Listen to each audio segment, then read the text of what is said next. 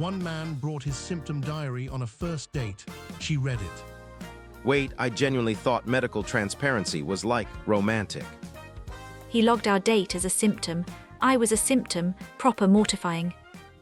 Inspired by the kind of story you'd find on Reddit, today's episode involves a first date, a waiting room, and one man who genuinely believed he was being helpful. Studies show that 67% of first dates end before dessert. Today, we explore why. 67%, that is honestly wild. And I feel like I've contributed to that statistic more than once, so yeah, this one hits close to home. 67% means nearly 7 out of 10 dates just collapse before pudding even arrives. That's dead horrifying, that is. Our story begins on a Saturday afternoon. Sophie has been chatting to someone online for 3 weeks. Let's call him Jake, for narrative convenience, and they've agreed to meet for coffee in a little cafe in the city center. Sophie arrives first, orders a flat white, and feels cautiously optimistic. Jake arrives 4 minutes late, slightly out of breath, and immediately says something that will haunt this date forever. Okay, so in my defense, I had genuinely just come from a doctor's appointment, like a real, actual checkup. I was running late because the GP's surgery was backed up, which, by the way, happens all the time.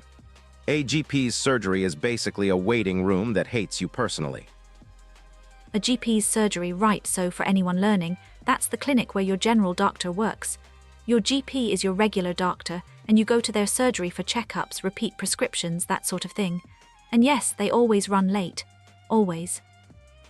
So Jake sits down, slightly flustered, and Sophie asks the perfectly reasonable question, "Everything all right?" And Jake, bless him, decides to answer in full. I said, and I want to be clear, I thought this was totally normal first date chat. I said, yeah, I just had a referral come through, so I had to go in before meeting you. A referral, it's just when your GP sends you to a specialist. That's all it is. It's a very routine thing.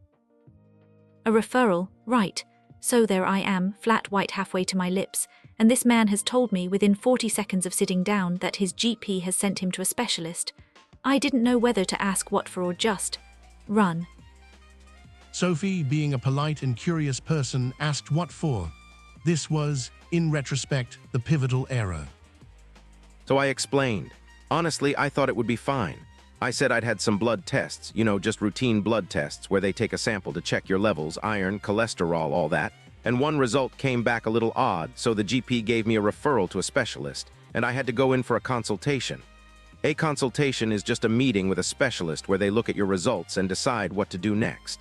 It's nothing dramatic. Nothing dramatic. He's describing blood tests, a referral, and a specialist consultation, and we haven't even looked at the menu yet. I'm sat there going, right, okay, yeah, a consultation, that's fine. But inside I am proper mortified on his behalf. Now today's English word is consultation. It means a meeting with an expert to get their advice or assessment. And Jake's date was absolutely in the middle of an unexpected medical consultation of her own, whether she wanted one or not.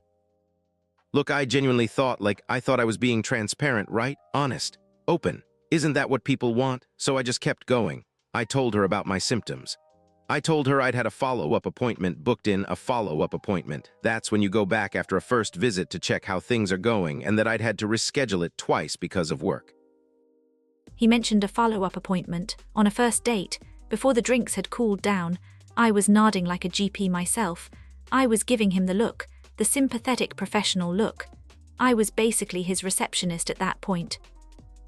Sophie, to her enormous credit, did not leave. She ordered a slice of cake. Jake, interpreting this as a green light, continued. So then I mentioned, and honestly this felt very relevant at the time, that I'd also had a prescription to pick up. A prescription, right? That's the official written order from your doctor so you can get medication from a pharmacy. And I'd forgot to pick it up before coming, which is partly why I was running late, because I doubled back for it. He doubled back for a prescription, instead of being on time for our date. I mean, I respect the commitment to his health, I do. I proper do. But I am sat here thinking, is this a date or am I his next of kin? And still the story had further to go, because Jake, having covered the GP's surgery, the referral, the blood tests, the consultation, the follow-up appointment, and the prescription, decided to round things off with one final detail. I said, and this is the part I maybe, possibly in hindsight, should not have said, I said, the specialist wants me to keep a symptom diary. A symptom diary, it's just a little notebook where you track how you're feeling each day so the doctor can monitor your condition. It's dead normal. I even showed her the notebook. It had a little sticker on the front. He showed me the notebook, with a sticker on the front, on our first date, in a cafe, over cake. I looked at the notebook. I looked at him. I looked at the notebook again. And then, because I am completely incapable of letting things go, I said, "What does it say today?" Sophie asked what the symptom diary said. Jake showed her. The entry for that day read, "Slight anxiety, first date, possible elevated heart rate, will monitor." In my defense, elevated heart rate is a legitimate symptom, and I was supposed to be tracking everything. That is medically accurate documentation. I was being thorough. He had logged our date as a medical event. I was a symptom. I was in the symptom diary. Do you know what? I actually laughed, like properly laughed, because what else do you do? The man was monitoring me for health purposes. And here is where the story takes its quietly wonderful turn, because Sophie laughed and Jake laughed, and they talked for another 2.5 hours about his diagnosis, which turned out to be mild iron deficiency, entirely treatable, about her own experience with blood tests and prescriptions, about the absolute chaos of trying to book a follow-up appointment with the NHS in under 3 weeks.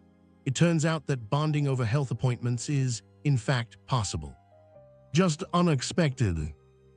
She even had tips, like Sophie knew how to get a faster referral if you phrase things a certain way. I was honestly impressed. And she agreed to a second date, which I logged in the symptom diary as a positive outcome for health purposes. I did. I went on a second date with the man who brought his symptom diary to our first date. And I'm not even embarrassed about that. Well, I'm a little embarrassed, but it's a dead good story. Let's quickly revisit the vocabulary from today's story, all from the theme of health appointments. You heard GP's surgery, the clinic where your general doctor works. Referral, when your GP sends you to a specialist. Blood tests, medical tests done with a sample of your blood. Consultation, a meeting with an expert for advice or assessment. That's today's spotlight word. Follow-up appointment, a second visit to check how things are going after a first appointment. Prescription, the official written order that allows you to get medication. Symptom diary, a notebook where you record how you feel each day. Specialist, a doctor who focuses on one specific area of medicine.